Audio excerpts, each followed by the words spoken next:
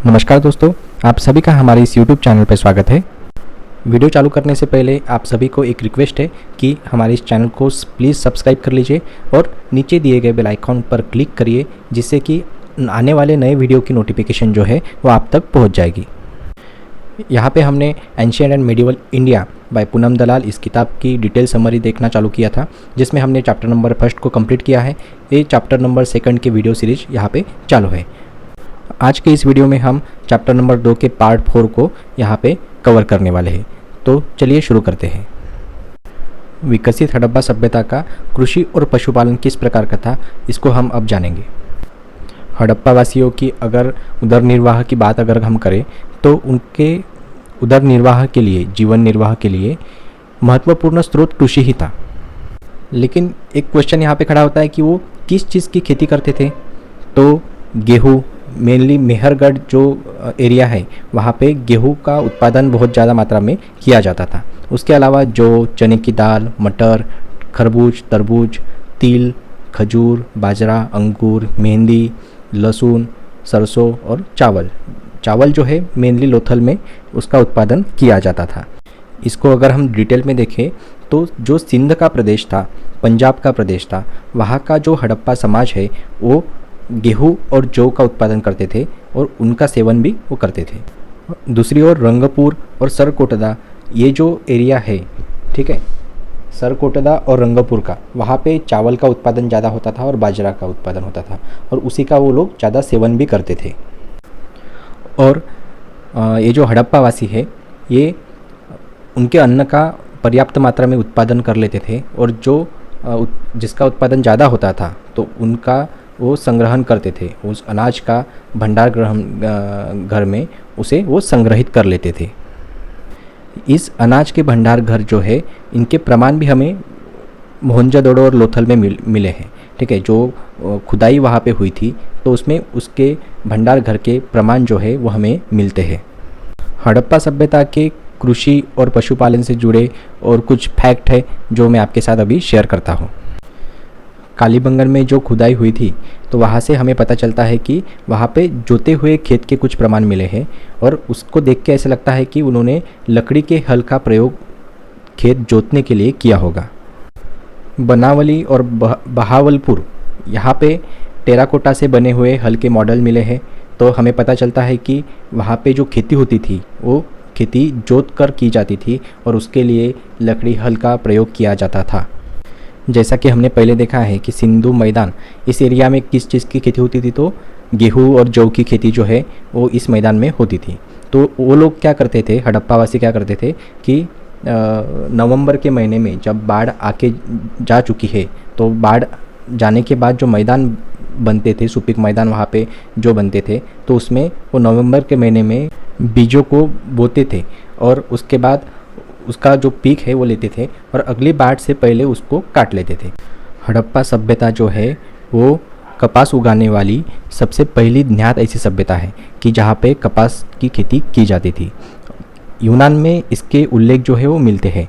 यूनान में जो यहाँ से आने वाले कपास को सिंडॉन कहा जाता था। सिंडॉन का मतलब होता है सिंध से आने वाली, ठीक है। तो इसके वजह से इसको सिंडॉन कहा जाता था कपास को। कहाँ पे? यूनान में। तो इससे हमें पता चलता है कि कपास के जो एक्सपोर्ट भी किया जाता था हड़प्पा से। आज आपको बहुत से इंटरेस्टिंग फैक्ट भी इस हड़प्पा वासियों के बारे में पता होने वाले हैं। जैसे कि ये लोग जो है मांसाहारी भोजन उनको बहुत ज़्यादा पसंद था, ठीक है। और नदियों से मिलने वाले, समुद्र से मिलने वाले जो संसाधन रहते हैं, जो जीव रहते हैं, उनका भी ये सेवन करते हैं।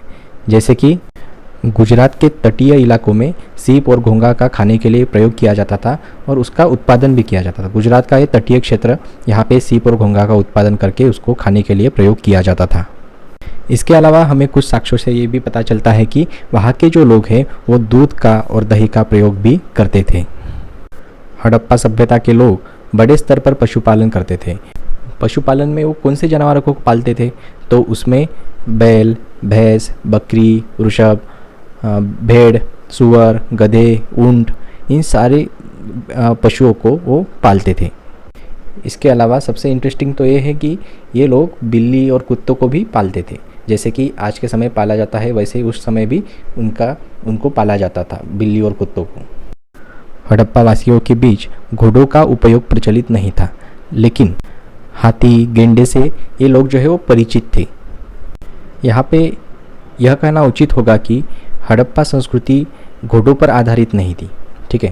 तो उनको बाकी जानवरों का उनको पालन कैसे करना है उनके बारे में पता था, हाथी के बारे में पता था, गेंडे के बारे में पता था, लेकिन घोड़ों का प्रयोग उन्होंने नहीं किया, उनके यहाँ पे उनका प्रचलन नहीं था। तो इस आधार पर हम कह सकते हैं कि हड़प्पा संस्कृति घोड़ों पर आधारित नहीं थी।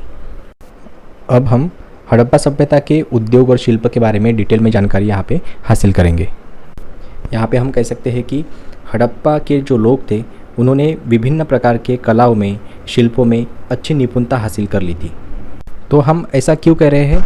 तो उन्होंने जो शिल्प बनाए हैं उनमें मलके और जवरात, शंख की चूड़ियाँ, शंख से बनाई गई चूड़ियाँ, हाथी के जो दांत होते हैं उन पे कला उकेरना, धातुओं का काम, ऐसे अनेक काम उनको पता थे और वो बहुत ही निपुणता से उन्होंने किए थे। उसके प्रमाण हमें यहाँ पे मिले हैं।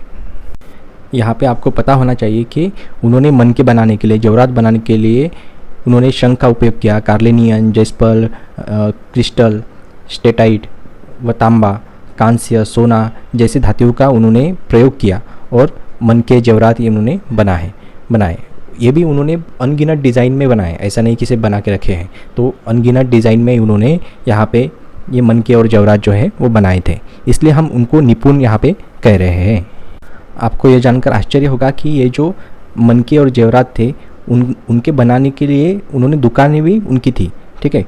तो चन्नू दड़ो और लोथल में हमें ऐसे ही मनके और जेवरात बनाने की दुकानें मिली है, उनके अवशेष वहाँ पे मिले हैं। तो ये बनाते थे, वहाँ पे बनाने के लिए दुकानें भी उन्होंने खोली थी और वहाँ से वो उनको लोगों को बेचते भी थे, ठीक है।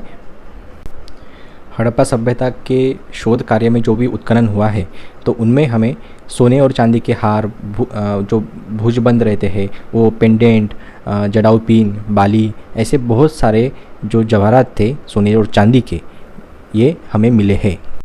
कराची के पास में एक ठिकान है अलादीनो, यहाँ से हमें ये सारी चीज़ें जो है वो मिली है। जैसे ये सोने चांदी के हार वगैरह जो है वो बहुत वहाँ पे मिले हैं। और इसके अलावा कार्नेलियन और अन्य कीमती जो पत्थर रहते हैं उनके जवाहरात भी हमें अलादीनों से मिले हैं। उत्खनन से प्राप्त जो मूर्तियाँ थी उनसे हमें पता चलता है कि जो हड़प्पावासी पुरुष और महिलाएं थी इन दोनों को ही खुद के बालों को सजाना पसंद था, ठीक है। वो उनको खुद के बालों को सजाते थे, ठीक है। इसके अलावा उत्खनन में हमें टेराकोटा के सुंदर ऐसे नमूने वहाँ पे मिले हैं, जैसे कि जानवर की मूर्तियाँ जो है ये टेराकोटा से बनी होती थी और उसमें बैल, भैंस, कुत्ते, बंदर, खिलौने की गाड़ियाँ जो रहती थी, खिलौना जो रहता था वो भी बनाए हुए हैं और मानव आकृतियाँ भी हमें टेराकोटा से बनाई हुई मिलती है। यही नहीं तो जो चूड़ियाँ होती थी पहनने के लिए, ये चूड़ियाँ भी हमें टेराकोटा से बनी हुई मिली है वहाँ पे। और यहाँ पे एक गौर करने वाली बात ये भी है कि जो हमें मूर्तियाँ मिली है वहाँ से, वो पुरुषों की मूर्तियाँ जो है, पुरुषों की तुलना में नारी की जो मूर्तियाँ है, स्त्रियों की जो मूर्तियाँ है वो ज़्यादा ढकी हुई नहीं है, ठीक है। तो ऐसा नहीं है कि स्त्रियाँ है तो उनको कपड़ों से बहुत ज़्यादा ढका हुआ है वो मूर्तियों में, वैसा नहीं है।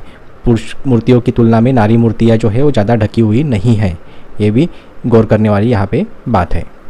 हड़प्पा के जो लोग थे, हड़प्पा सभ्यता के लोग तांबा, कांस्य, चांदी और सोने जैसे धातुओं से भलीभांति परिचित थे और उनका इस्तेमाल भी वो करते थे। लेकिन यहाँ पे लोहा उन्हें परिचित नहीं था, ठीक है। इम्पॉर्टेंट है कि हड़प्पा के लोग लोहे का उपयोग नहीं करते थे, लोहे से वो परिचित नहीं थे। तो किन धातुओं से थे? तांबा, कांस्य, चांदी और सोना।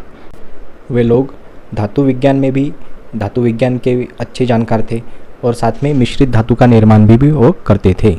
वहाँ के जो शिल्पकार लोग थे वो तांबे के साथ साथ कांसे की भी कलाकृतियाँ बना लेते थे। उन कलाकृतियों में देखें तो भाले, छुरियाँ, छोटी तलवारें, शीशे, कुल्हाड़ी, सुइयाँ, अंगूठियाँ, चूड़ियाँ, ऐसे बहुत सारी कलाकृतियाँ उनमें शामिल होती है। आपको जानने में रुचि होगी कि शुद्ध तांबे की कलाकृतियाँ जो थी वो जो लोग बनाते थे, तो शुद्ध तांबे की कलाकृतियों की संख्या जो थी वो मिश्रित कांसे की बनाए हुए कलाकृतियों से बहुत अधिक थी। लेकिन यहाँ पे इसका अर्थ यह नहीं होता कि वो जो लोग थे वो तकनीकी रूप से पिछड़े हुए थे, बल्कि इसकी ज़्यादा संभावना यह है कि ये बात इस और इशारा करती है कि तांबा उनकी सांस्कृतिक पसंद था, ठीक है। वो तांबा का उपयोग ज़्यादा करना पसंद करते थे, यही संभावना यहाँ पे ज़्यादा है। और यहाँ पे यह भी जानना आवश्यक है कि हड़प्पा वासियों द्वारा जो अधिकतर हथियार जो बनाए गए थे वो रक्षात्मक थे, क्योंकि तलवार आदि जैसे हथियार ये जो है यहाँ पे कोई साक्ष्य प्राप्त नहीं हुई है इसकी। जैसे तलवार मिली है लेकिन वो छोटी वाली मिली है, छुरे मिले हैं जो कि रक्षात्मक उपयोग के लिए किए जाते थे। ठीक है, तो अधिकतर हथियार जो है वो रक्षात्मक उपयोग के लिए ही वो बनाते थे। ठीक है, यह हथियार रक्षात्मक उपयोग के लिए बनाते थे। मोहनजोदड़ो से हमें एक प्रसिद्ध ऐसी कलाकृति जो मिली है जिसकी इमेज जो है आपने किताब में ज़रूर देखी होंगी। एक दाढ़ी वाले व्यक्ति की मूर्ति वहाँ से मिली है। ये एक अर्ध प्रतिमा है। अर्ध प्रतिमा का मतलब क्या है, तो शरीर का ऊपरी हिस्सा ही उस मूर्ति में बनाया गया है और संभवतः ये एक पुजारी की मूर्ति है। इसके बाएं कंधे पर एक कढ़ाई युक्त चोगा उन्होंने पहना हुआ है और इनकी जो आंखें थी इस मूर्ति में वो आधी बंद दिखाई गई है, जैसे कि वो ध्यान मुद्रा में हो। ऐसी एक प्रसिद्ध कलाकृति मोहनजोदड़ो से हमें मिली है। इसकी इमेज आप इंटरनेट पे देख भी सकते हैं। इसके आगे वाला जो पार्ट है यह हम नेक्स्ट वीडियो में देखेंगे। ठीक है, आज के वीडियो में हमने कृषि और पशुपालन, उद्योग और शिल्प इसके बारे में डिटेल में जानकारी हासिल की।